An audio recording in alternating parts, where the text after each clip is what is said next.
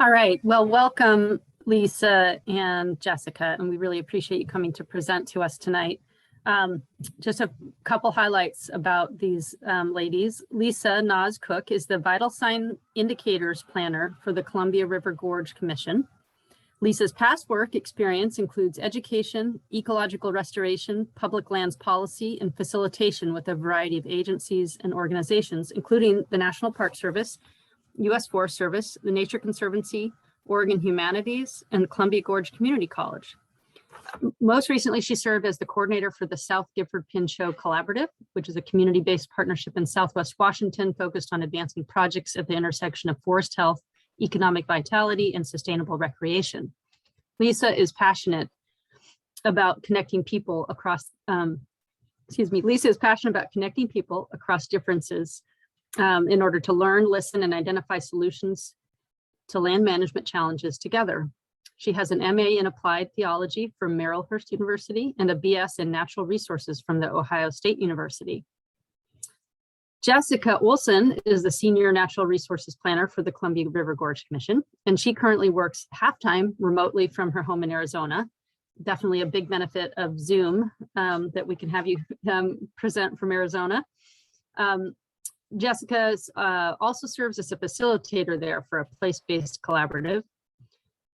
She's got a background in wildlife ecology and a passion for critters of all kinds. She received her BS in ecology and evolutionary biology from University of California, Santa Cruz, and her MS in environmental science and policy at Northern Arizona University. So Lisa and Jessica are going to be sharing the latest in their planning effort on the Columbia River Gorge National Scenic Area Climate Change Action Plan. This is in draft form, so it's not yet out for public comment, but they're hoping to generate some good discussion and interest in helping the commission move the plan's goals forward, as well as engage folks in the monitoring side of watershed improvement through the Vital Sign Indicators project. And just a note that I have talked with Lisa in the past about their VSI program, and I think there may be opportunities for some collaboration there. So take it away, Lisa, and thank you very much. Great. Yeah, so are you seeing my title slide in presentation, correct? Yes, we are. Perfect. Okay. Well, thank you so much for the opportunity to be with you this evening. Jessica and I are both really excited to share an overview of the Gorge Commission's climate change action planning efforts thus far, and also to hear from you about how we can support the work that the Hood River Watershed Group is doing through this plan. And as Cindy mentioned, we're focusing on the climate change action planning effort tonight, but VSI, or the Vital Sign Indicators program, is closely linked with that. And so we're going to be providing an overview of that too, and hopefully highlighting a few things that we see as shared priorities with your group, and really welcome discussion after this presentation on how we might move some of those shared goals forward. So a couple of just brief intentions for our conversation. I mentioned we're going to share an overview of our climate change action planning work. Cindy did mention that this is not even the official draft climate change action plan yet that's released for public comment. We're giving you kind of a sneak peek today and really just want to initiate a conversation. We plan to have that draft out in the next couple of weeks, and we'll talk about that at the end and how you can share that information with others and provide public comment during our 60-day public comment period. But really, we just want to be able to have this opportunity to share some of our ideas thus far in our work, and also to learn about opportunities to work with you on advancing those goals. We welcome your ideas and any questions that you have at the end. We also, Jessica, who you met, is joining us from Arizona, and she has a little one in tow. So she may have her camera off most of the presentation, but she is listening in. And so as our lead for this effort, we'll lean on her to answer some questions too. But I'll flag anything for her, and she will be joining us on camera for the question and answer period for sure.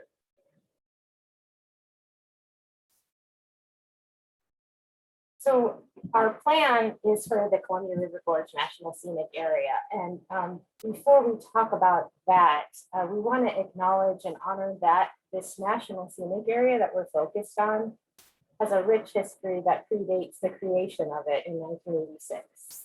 It is located within the ancestral territories of Indigenous peoples who have protected these lands and waters since time immemorial. We honor the sovereignty and role of the 4 Columbia River Treaty Tribes in taking care of these lands and waters today. And those include the Confederated Tribes of Warm Springs, the Confederated Bands and Tribes of the Yakima Nation, the Confederated Tribes of the Umatilla Indian Reservation, and the Nez First Tribe. On this map here, courtesy of CritVic, you can see the darker colors are the reservation lands and the lighter colors are ceded lands.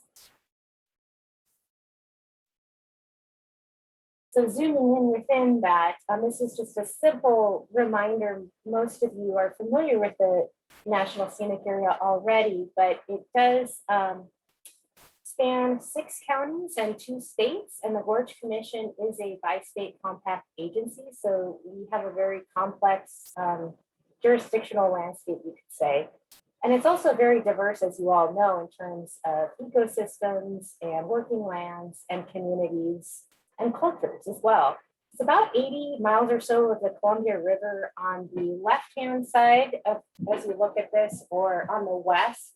The western border is the Sandy River Delta. And on the east, the border is the Deschutes River. The National Scenic Area also includes 13 urban areas, and our policies and management plan do not apply to those. A couple of things we want to share because our work is grounded in our mandate as an agency and our mission, and that's shaped by the National Scenic Area Act that created the scenic area. There's 2 key purposes. The first is focused on protecting resources, and you may be familiar with the term or acronym SNCRS. That refers to the scenic, cultural, recreation, and natural resources of the gorge. And our other purpose is to protect and support the economy of the gorge area by encouraging growth to occur within urban areas, and also allowing and supporting future economic development in a manner that's consistent with resource protection. So it's that dual purpose that really guides everything that we do. And we are, as you'll see in some of the resources and values that we evaluated to narrow down into our priorities, these are kind of our overarching framework for thinking about climate change impacts across the National Scenic Area. I just wanted to briefly touch on the history of why here, why now, why are we talking about climate change? Of course, all of you know that this is a huge existential issue, right? We're all feeling the effects of climate change in various ways, especially in the Hood River Valley with changing growing conditions and drought and wildfire. For the scenic area in particular, and thinking about it in a policy context, it's important to remember that in 1986, when the act was created, there was not a mention of climate change at all. The management plan, the first one that was enacted in 1991, did not explicitly talk about climate change. So it was only through our Gorge 2020 management plan revision process that you may be familiar with that we embarked on starting in 2017, where we heard a lot from members of the public and various stakeholders about the importance to be very explicit about addressing climate change and considering the impacts in our mandate and actually folding that into the management plan revision. So at the end of 2020, October officially, when the commission approved the revised management plan, it included a climate change chapter, which was completely new. And in that chapter, there are some specific policies directing the Gorge Commission to create a climate change action plan. And that's what we're here to talk about today. I want to mention that this is an effort that is also done in partnership with the Forest Service. You see both logos there. And the partnership for the climate change action plan is really about the Forest Service supporting us in this work, providing some technical expertise and such. But a lot of our actions are specifically focused on our regulatory and land use role at the Gorge Commission. So I heard from the introduction there that most of you are very engaged with the watershed group already, or have probably backgrounds in science and adaptive management. So you're likely familiar with this adaptive management approach. Here we just want to briefly highlight that we very much intend the Climate Change Action Plan to be a living document. Here in orange, you see we're creating this action plan right now. It's identifying both adaptation and mitigation actions, which I'll talk about in a minute. But we want to be able to continuously adjust as needed based on learning and new information that comes in. And so that's where the VSI monitoring effort comes in. A couple other things I just want to highlight. We're also working on another initiative to create the Commission's first diversity, equity, and inclusion, or DEI plan. So we highlight that because we know that climate change disproportionately impacts BIPOC communities, and that we at the Gorge Commission have a lot to learn from those that have not historically been engaged in our planning efforts. So we're similar to VSI, we're kind of embarking on that effort at the same time that we're doing this. And so we're wanting to incorporate what we learned. We don't yet have a plan, we're just learning and working with Nextdoor right now to hear from some different community members. So we're very much going to be incorporating what we learned from that into strategies and actions in the Climate Change Action Plan as we move forward. And thinking about evaluation, VSI is one piece. I'll talk about that a little bit more, but we're also incorporating some very specific progress measures, or really trying to track specific actions. So how we're moving forward on certain things within the plan. And so we've got those for all of our strategies and actions as well. So those of you that are familiar with the climate resilience world are already familiar with probably these terms of adaptation and mitigation, but in case there's some folks that aren't, the scope of our action plan, the geography is the administrative boundary of the National Scenic Area. That's where we're focusing our policy actions, although we realize climate change crosses over that boundary. And in terms of the scope of our types of actions, we are taking on both adaptation and mitigation. So we have a couple different key objectives related to both of those. And the first is to adapt, to mitigate and adapt. So we're looking at a lot of actions to assess and manage and sort of be able to build resilience to climate change through our land use policy. And then we're also wanting to tackle some of the sources and trying to reduce those sources of greenhouse gases. So it's both in our land use role. We have more direct control over some than others, but we're looking at different roles we can play, some partnering with others and supporting actions in ways such as transportation on the mitigation side.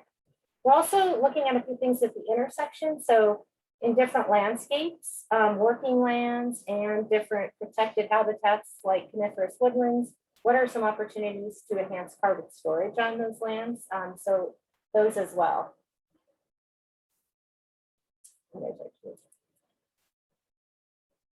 So we reviewed local climate vulnerability information. We did not conduct our own original vulnerability assessment, but some of you may be familiar with the Forest Service vulnerability assessment that was recently released that includes the scenic area as well as the Mount Hood and the Willamette National Forests. And so we lean heavily on that and other Forest Service folks, as well as some other regional plans, including some of the tribes. And so we use that information to assess 30 different resources and values approximately for the National Scenic Area. So those include the scenic and natural and cultural recreational sources that we protect, as well as local economies, traditions, and different ways of life. And from that, the commission developed some criteria to focus in. We want to do all that we can, but we can't develop strategies and actions for everything. So to prioritize our work, we came up with these in those 4 top boxes. And to briefly describe those, we looked at all of those resources based on what was the risk and the opportunity, both from an adaptation and a mitigation perspective. What is the commission's authority or really opportunity to influence a condition or affect change? What are some different equity considerations? Specifically, we are very committed to focusing on tribal treaty rights and first foods and culturally important plants. We've heard a lot from the public and tribes on that. And then what are some opportunities to leverage existing partnerships that can lead to greater success in our efforts? We know a lot of you are working on climate change already, and so we want to be able to connect with existing goals and strategies and work happening already and see how we can support that as well. So all of those sifting through, we ended up with land and water adaptation priorities, 4 of those, and 4 greenhouse gas mitigation priorities. And those are featured here on this slide. You can see we've got cold water habitats, wetlands, culturally important plants, and oak and winter range on the adaptation side. And for mitigation, we are focusing on regional transportation and transit, electric vehicle infrastructure, carbon storage on both natural and working lands, and looking at and addressing fire risk. We are going to focus on a couple of these as examples today with the time that we have. And so because the draft plan hasn't gone out yet, we welcome your thoughts or questions about any of these. And if you want to get into the weeds on them, we can talk more after. But just know that we're not going to be able to go into detail on all of these things, but we really would like to hear your input during the public comment period as well. We're going to choose 2 different things to focus on based on what we understand to be some of the work that you're doing. And we have taken a look at your strategic plan. I know you just finished that up last year, I believe. So just a brief look at what's in the plan to prepare you for when you do look at it, if you do want to look more detail. As I mentioned, we've got these 8 priorities and we've got goals for each. When I talk about a strategy, those are specific things that we have a couple for each goal, and then we've got actions for each. So we're going to walk through a couple examples of what a strategy and some actions are for 2 things: cold water habitats, and then also fire risk. Because I know that you're also doing work in the uplands areas and interest in forest management and how that impacts sedimentation and overall health of riparian areas and streams. So we're going to focus on those 2, but we're happy to talk more about the others too if you have any questions. And before I jump into those 2 topics, I just want to give you a quick overview. Cindy mentioned the Vital Sign Indicators program and that we've had some initial conversations on this. But this is actually an effort that started back in 2007, and a whole list of indicators were created in a report in 2009. And then for a variety of reasons, it never went forward over the last decade. So that's my main job at the commission, is revamping this effort. So we've started last year with a comprehensive update, and we have some natural resources and climate change indicators, some draft ones approved by the commission in December. And so we're working through all of our other topics this year. Happy to answer questions about that too, but I did want to let you know that it's an overall program that connects with climate change action planning effort, but it's bigger than that. It is looking at the whole health of the National Scenic Area beyond specific actions that we may have in the climate change action plan. And we do have a few indicators that I'll highlight that have already been approved that deal with cold water refuge streams as well as fire risk. So this is an opportunity. We're really excited to talk with you more about, Cindy, because there's some other projects too in the works that are monitoring related that may not be vital sign indicators, but they're also contributing to a better understanding and tracking the health of different systems, including the Hood River Watershed. So our first specific example, cold water refuge streams and riparian habitats are one of the 4 adaptation priorities.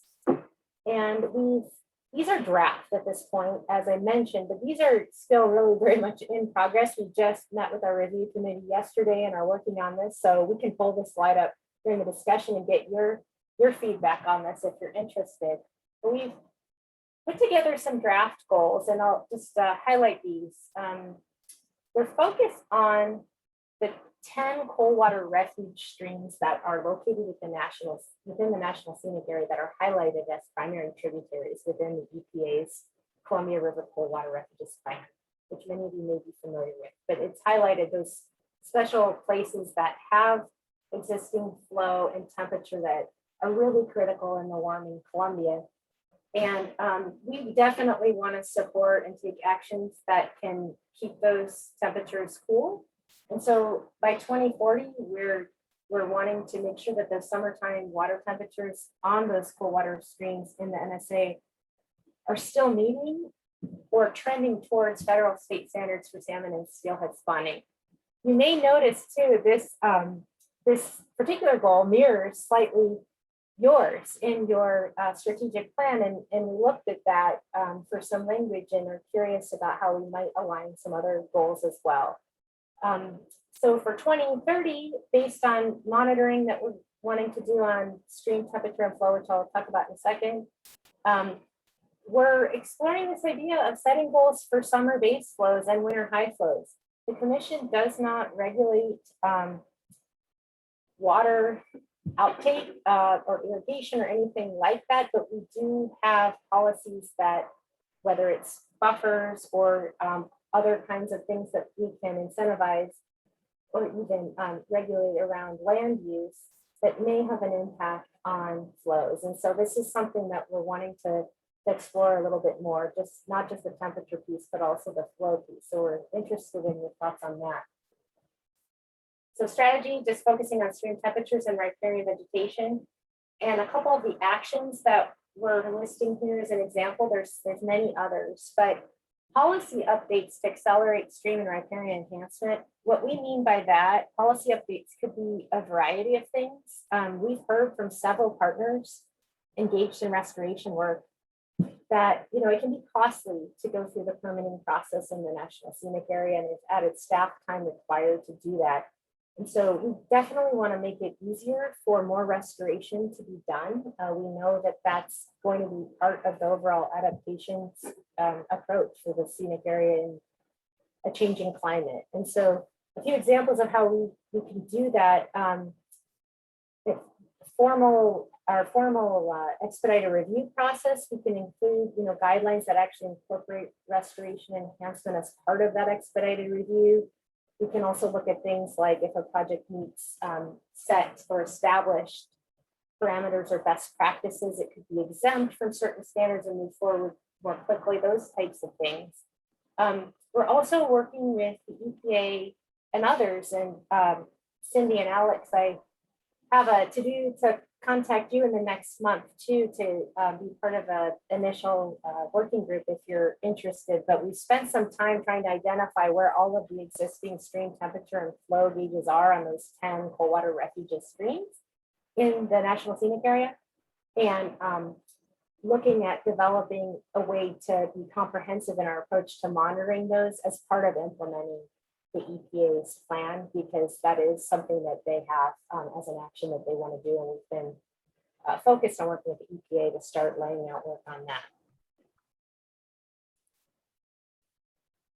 So the monitoring component of that, here is a simple graphic that just shows where those 10 cold water refuge streams are. And of course, you can see the Hood River there is one of them. And I mentioned we've already started to put together some preliminary information on where all of the monitoring is happening. As you know, there's quite a bit of different efforts happening, and many of them are just project-based that are bound to a given time period and are not ongoing. And so we're trying to first get a lay of the land with that. But the goal is to be able to have temperature and flow monitoring happening on all of these annually. And so I'll be reaching out to you to talk more about that and how we can fill in some information gaps, but definitely important given that these are all included now in the TMDL plan for the Columbia, and there's specific targets, actually temperature targets for each of these as part of that plan. The second topic I'll touch on before we close is fire risk. And we have a lot of interest in this from the commission and what we've heard from the public. Obviously, Eagle Creek has really brought that home. But, we know that conditions are getting drier, fire is intensifying. And so it's also a natural process and we have to live with it. The National Scenic Area is very unique in that the entire scenic area is essentially treated as a wildland urban interface, and the Forest Service does have, the mandate, the management direction to put out fires. So how can we think about fuels reduction and incorporating fire on the landscape through prescribed fire in ways that reduces our overall risk when we know that there's this patchwork of land ownership and communities dotted throughout the whole National Scenic Area. So we've got a couple different things that we're thinking about. These are just a couple examples, and there's much more we can talk about if you like to, but we recently did join the Fire Adapted Communities Learning Network, and we're interested in talking with some thought leaders and folks across the scenic area on this, on how we might be able to create more of a network of communities that are taking an individualized approach to what works for their community, but building this broader network of those that are really adapted to living with fire and all the different ways that means it can look different in each place. So I'm happy to talk more about what a fire adapted community is if you're not familiar with that. But we are interested in exploring what we can do to support that. And so we've got, this draft goal about being home to 6 fire adapted communities as just kind of a starting point to think about what goal setting could look like for that. We also do want to set some acreage targets based on forest types, land use designations, and other considerations. And this is very much still in progress because we're working with the Forest Service on this. But I don't know if you've had a presentation by them recently, but they're really ramping up their fuels reduction work in the National Scenic Area in the next 2 years. They're going to go through about 5 years of NEPA shelf stock in probably like 18 months or so. So they will be doing quite a bit of work. So one of our key strategies there is in our role, we are not the direct implementers of fuels reduction work, but we can coordinate with a lot of partners to advance work on that front. And a few examples of those are connecting landowners with resources and removing barriers to doing fuels reduction work. So similar to considering expedited review and things like that, we're having conversations about doing that for fuels reduction treatments that meet certain parameters and consistent with resource protection. That is, of course, a challenge because we have scenic standards as well, but how can we make that easier so that more work can get done on the ground? We're also working on something, it's of interest. We haven't actually identified consensus yet on the commission to move forward with this specifically. Whoops.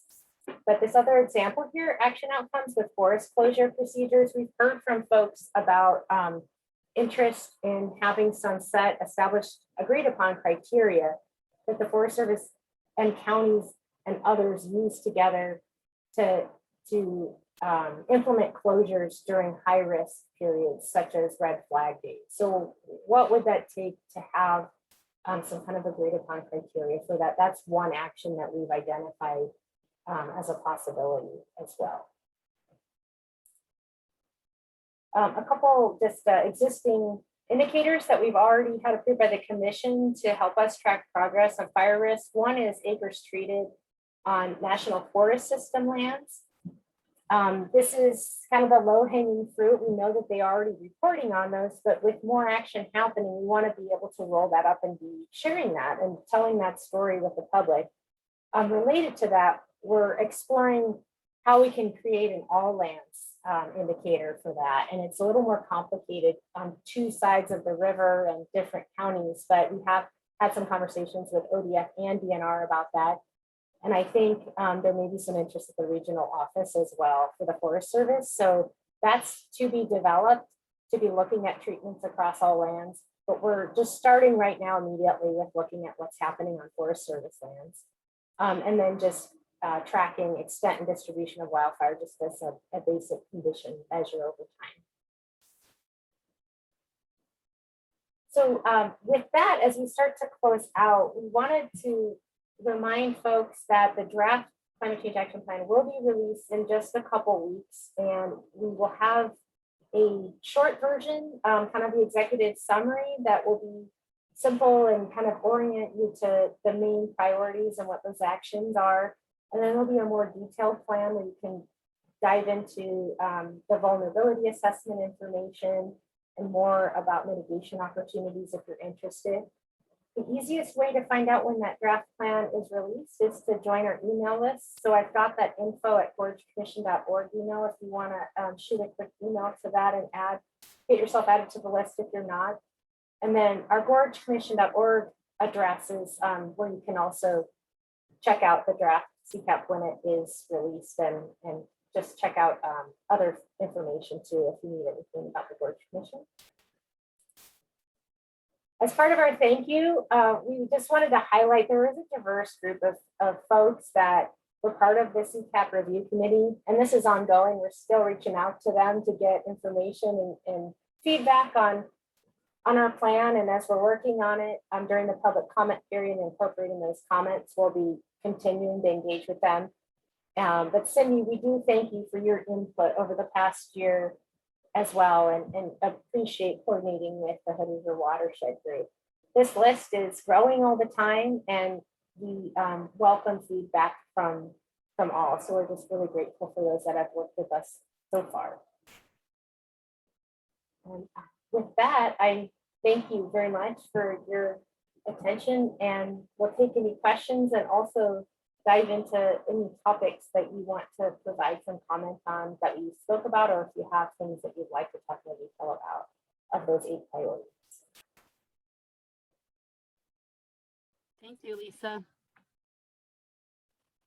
And let's see, there was a chat. I'll just add, Christina just added to the chat box an email for public comments specifically on this, on the draft action plan. So you can see it in the chat box. Yeah. Climate action at gorgecommission.org.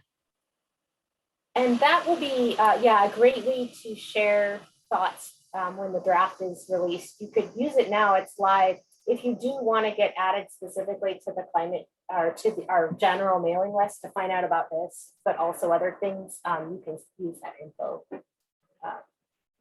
email too, and I can drop that one. Oh, and I should say too, Jessica, it's nice to see you. And if you have any kind of closing comments before we take questions, we welcome that too.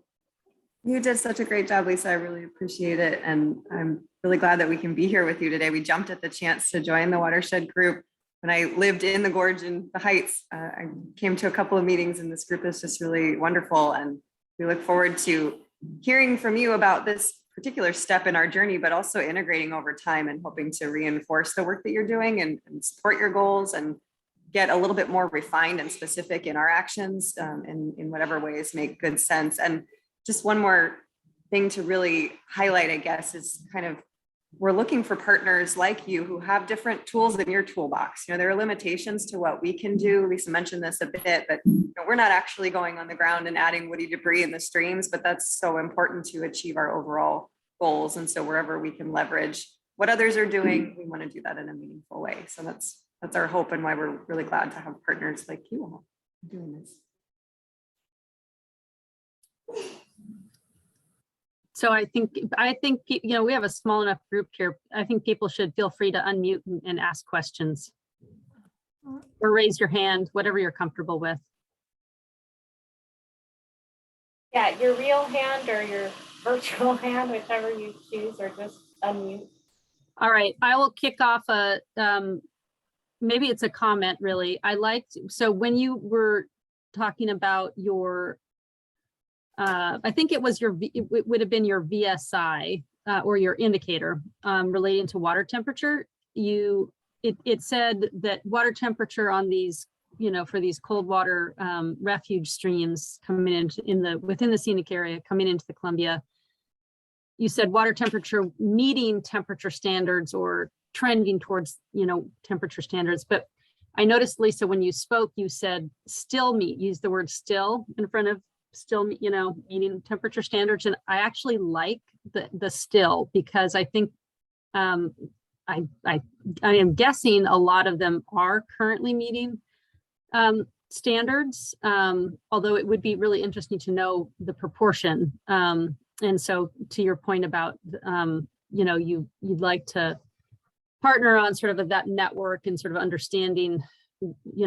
of those 10 that are in the scenic area, which are and which aren't currently meeting standards. And I think that definitely for the Hood, there's a number of us, here tonight that, one or two that have that specifically do have that water temperature data.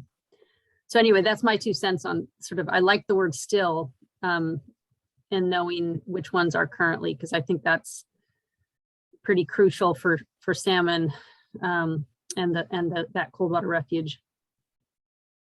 Yeah, thank you, Cindy. And I don't have the TMDL plan up in front of me, but there's basically a chart for each one of those. There's 12 in all, and 2 of them, the Cowlitz and the Umatilla River, I think, are outside the scenic area, but obviously still important. And most of them, if not all, at least the temperature that they have under the cold water refuge target that's been informed by the EPA's plan are there. And that's why they're been identified as cold water refuge, primary and tributary. So it's important to think about, okay, well, how can we prevent, a decline or warming? And I know on the east side, we've heard from John Palmer at EPA that he's most concerned about like the Klickitat and the Deschutes, because they're really closer to that threshold of the standard already. So there may be, a need to be prioritizing some over others in terms of actions. But thank you for that feedback. Oh, and Megan, I don't know if you were going to say anything, Megan. Yeah, go ahead. Because I was just realizing that actually the Hood, the river, does not meet state standards during a couple months out of the year, in late summer, because the definition for cold water refuge is it has to be at least 2 degrees colder than the Columbia, and the Columbia, I think, as a lot of us know, is really quite warm in the summertime. So, Megan, sorry.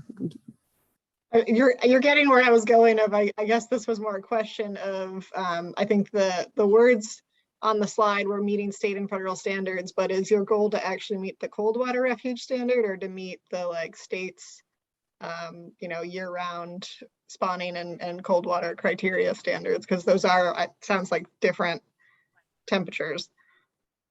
Yeah, I mean, and initially, Jessica, you can tell me what you were thinking when you added that. Maybe I'll let you jump in. No, I do think that's really important. And we've thought about that too, because many of the tributaries are themselves really important habitat as well.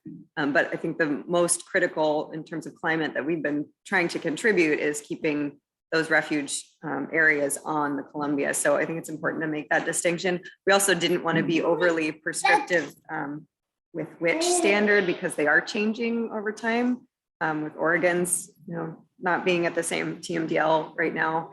So we want to hit that stride, sorry, a little commentary here, but hit that that balance of, being clear enough and specific enough. So I think adding in the cold water refuge specifically is a good addition, and then allowing for it to be EPA and each state's standards, whichever are established most recently, if that makes sense.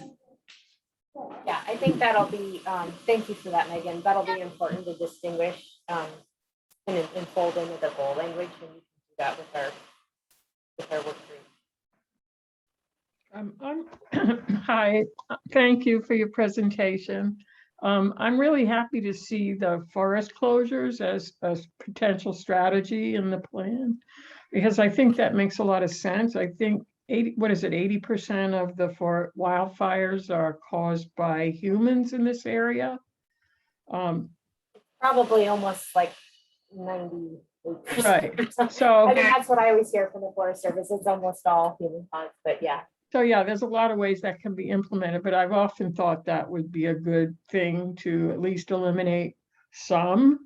I don't know how it would be enforced, but I think it's a good idea that people should, because cars, motor vehicles can catch grass on fire, or people can be doing fires in the woods even though they're not supposed to be. And other things, as we well know, in the gorge. So I'm just really happy to see that.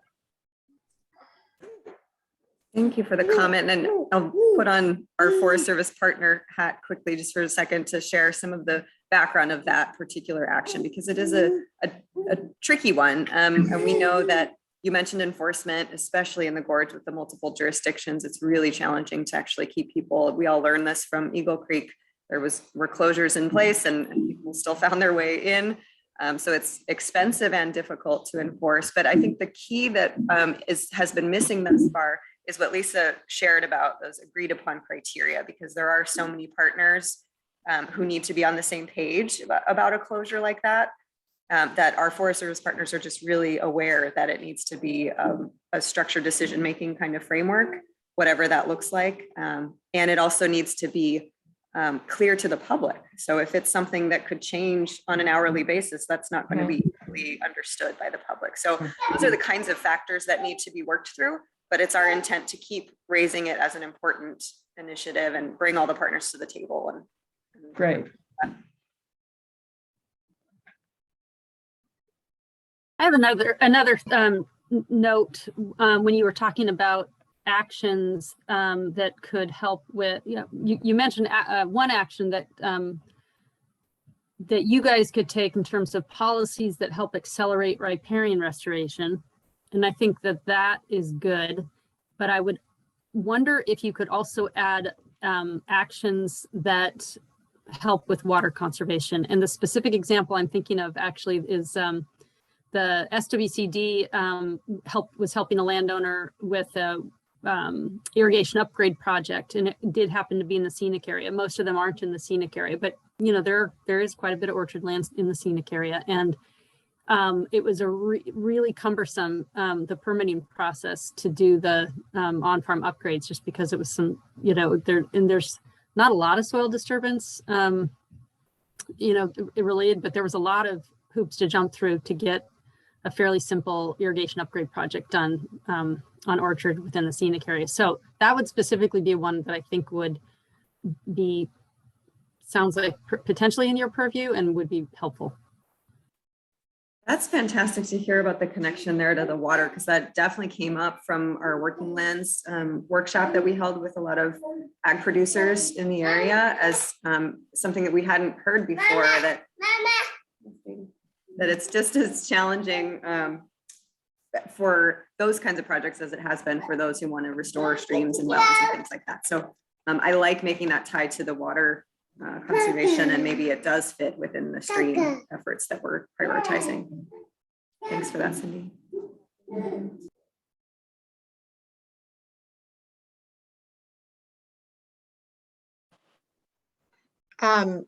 If it's okay to ask another question, this is probably outside of the watershed group, but just for my own knowledge, how do you see the plan changing how individual landowners interact with the commission, or requirements that they have to meet, or is it mostly these kind of broader big picture things?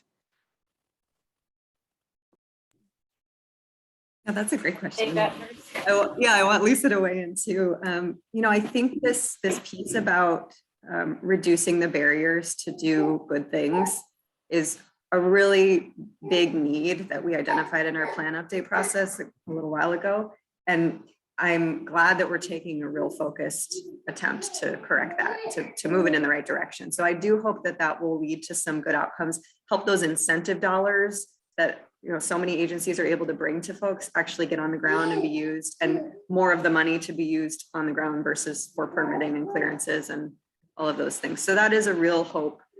There could be more restrictions as well. And so we're mindful that that's going to affect everyone in the gorge. If we look at our policies for things like buffers that could impact future development. I think one of the one of the newer concepts is the importance of oak woodlands. And we really learned from the Forest Service vulnerability assessment how resilient our oak woodlands are going to be in the future. And if we want to persist with ecosystem function in a changing climate, those are some of the places we really need to invest in and retain and keep them from becoming too fragmented and not functional in the future. So I think we are going to see a new focus is my hope in some of the work that we've been doing for the commission to really take seriously oak conservation and what that looks like for landowners. So I think those are kind of the couple of the big takeaways. And Lisa, there may be hopefully accelerating the fuels reduction to where we do have limitations. Lisa and I both come from collaborative backgrounds and facilitation, and we just really want to encourage where we can people to talk to each other and share information and promote those ideas. Anything else, Lisa? Yeah, I think I probably forgot to this, I think, but when we talk about actions, you know, we have like these 4 general types, and some of them are policy and regulatory, and others include voluntary incentives. But the partnership piece and trying to support others' work, because so many are doing things, I feel that you know, we're always going to have that regulatory role. It's part of our mandate, but the climate change action planning effort and DSI too, because DSI is completely a partnership. We are not implementing on the ground monitoring ourselves. We're plugging in and connecting with partners. I feel is our opportunity to better engage with all of our different partners, but also, you know, interested community members and different folks.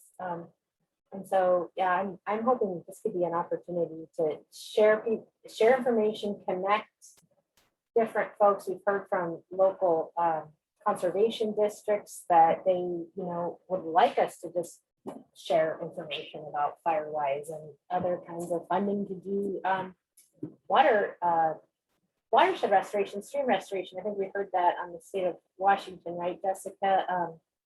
From ecology, that, you know, there's some funding that isn't even getting used by landowners. So can you help, you know, let folks know when they come in? So I think we have a role to do, to play with that too, with climate change work. But it is a complex landscape, and yeah, everyone kind of doing their part, and we recognize, you know, our role, and also want to be thinking differently, I think, about what we can do, because climate change is just such an all-encompassing reality that we really need to be creative and have a collaborative approach, because it's going to take everyone.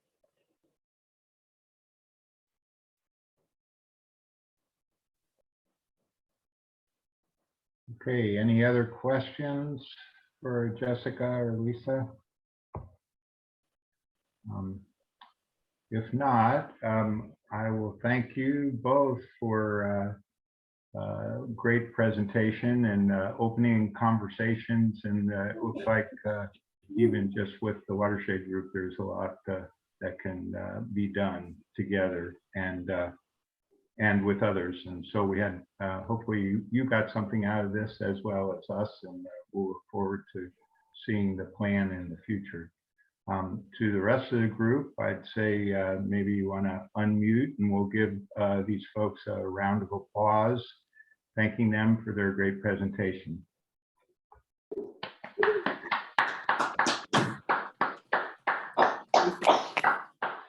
That's so rare. I don't think I've had a group do that over Zoom. I really appreciate that. And I